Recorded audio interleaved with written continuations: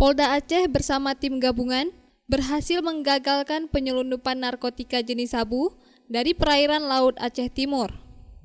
20 kg sabu itu berhasil diamankan dari tangan 3 nelayan terduga pelaku dengan modus menjemput di tengah laut dengan bayaran mencapai ratusan juta rupiah per sekali jemput. 3 terduga pelaku merupakan warga Aceh Timur dengan inisial MY berusia 41 tahun, ZK 44 tahun, dan YZ 38 tahun. Kapolda Aceh, Irjen Pol Ahmad Kartiko mengatakan, pengungkapan tersebut berawal dari laporan masyarakat. Selain mengamankan 20 kg sabu di wilayah Aceh Timur beserta 3 nelayan, di kawasan Aceh Besar, polisi juga turut mengamankan narkotika jenis ganja seberat 150 kg.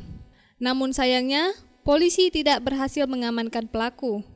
Ini ada 2 jenis narkotika. Yang pertama sabu.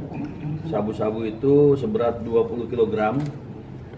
Dan kemudian ada jenis ganja seberat 150 kg. Informasi dari masyarakat bahwa wilayah tersebut sering digunakan untuk masuknya narkotika jenis sabu dari Malaysia, dari arah Malaysia. Jadi berdasarkan hasil informasi tersebut kemudian dilakukan penyelidikan, ada kapal yang dicurigai, kemudian kita lakukan intercept secara paksa, kemudian dan di dalamnya ditemukan 20 kg sabu-sabu dengan 3 pelaku ini.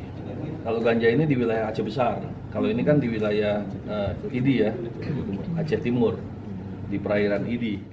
Dalam kasus tersebut, pelaku disangkakan melanggar pasal 114 ayat 2, subsidiar pasal 112 ayat 2, jungto pasal 132 ayat 1, Undang-Undang Republik Indonesia Nomor 35 Tahun 2009 tentang narkotika dengan ancaman hukuman terberat atau hukuman mati. Dari Banda Aceh, Lala Nurmala melaporkan untuk Puja TV Aceh.